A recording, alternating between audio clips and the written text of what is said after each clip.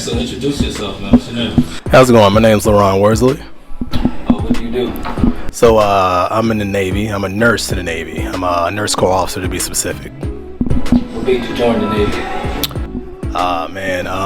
Honestly, it was like worst case scenario, just pretty much like last minute, like just on a whim, a leap of faith, so to speak. So pretty much I wasn't doing too much in the civilian sector, and then one random day I just went down to recruiting office, and I was like, hey, I want to join. I took the practice exam. I scored well on it. They offered me all these good jobs, and I was like, yeah, that's what I want to do, and the rest is history. So,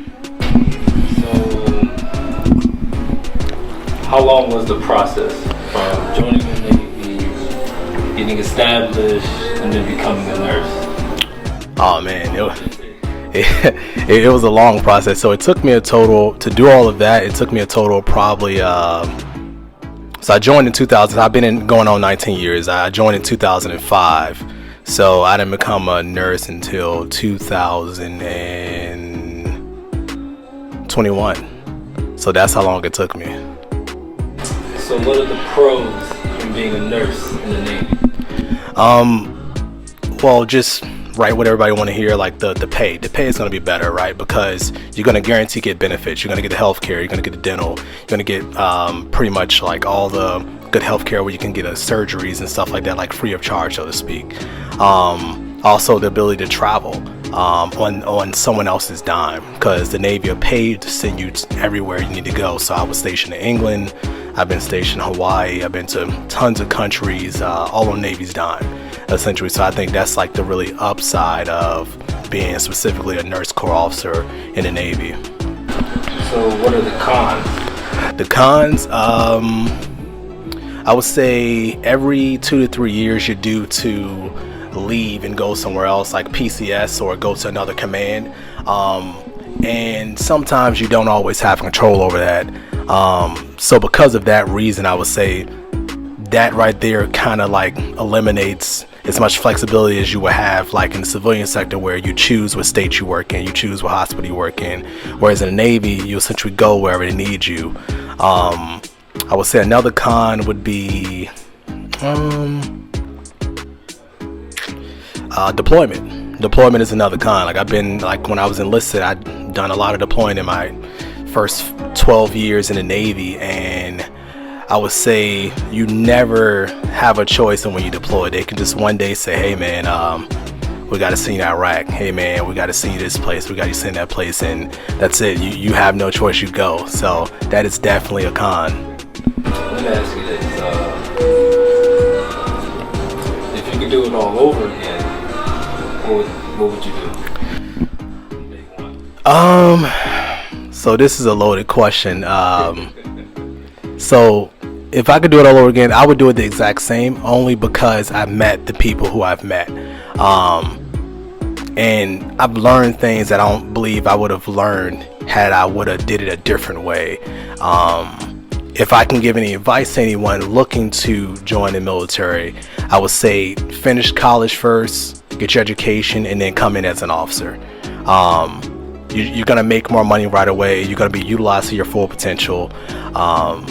And the experience is going to be a little bit better because you're going to get more leadway, essentially. Whereas on the enlisted side of the house, they honestly just use and abuse you, essentially. So that's the advice I would give to other people. For myself personally, I would do it the exact same, because I've met some great people that I don't believe I would have met if I didn't do it enlisted first, then go officer. So what's the difference between like a nurse in the military versus like a local regular nurse?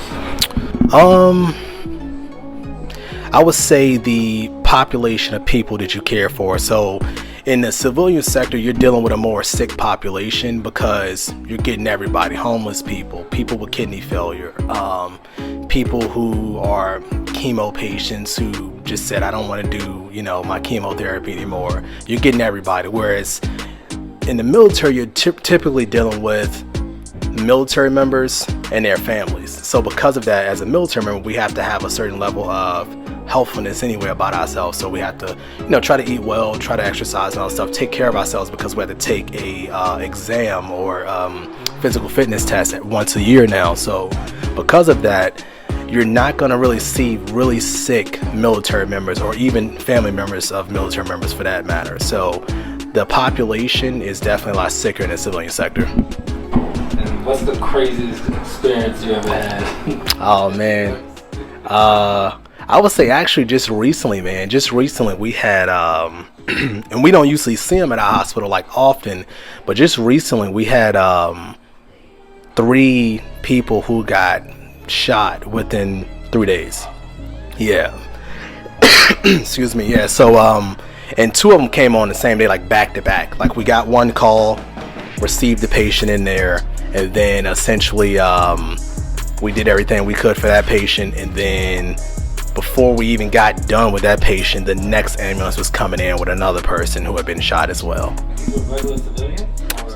Yes, those 2, absolutely. Those 2 were civilians. Because now, since we're a level 2 trauma center, we can actually see civilians now. Before, we weren't a level 2 trauma center, so we couldn't see civilians. Well, that's not too bad.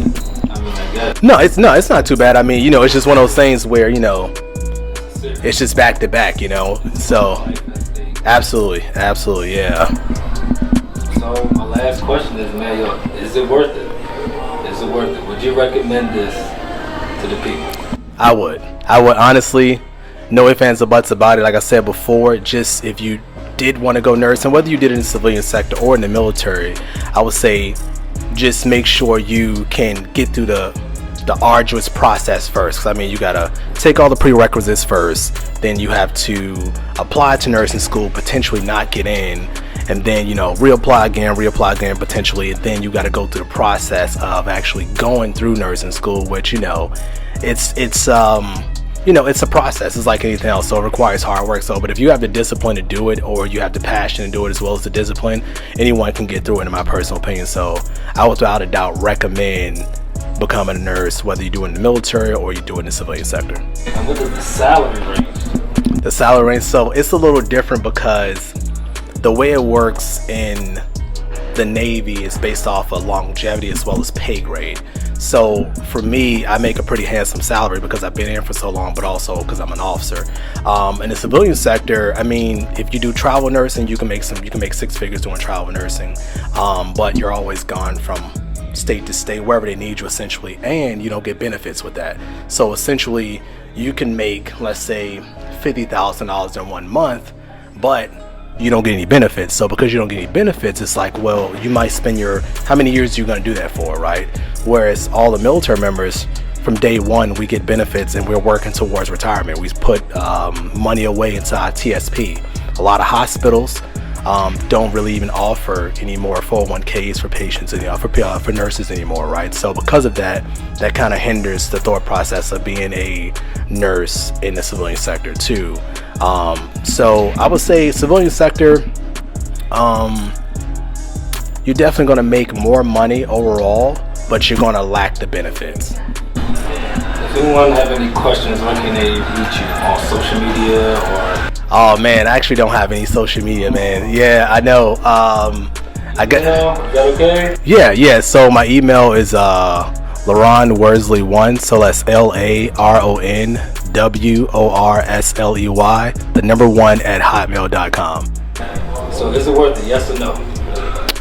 It's worth it. Thank you so much. All right, thanks, man.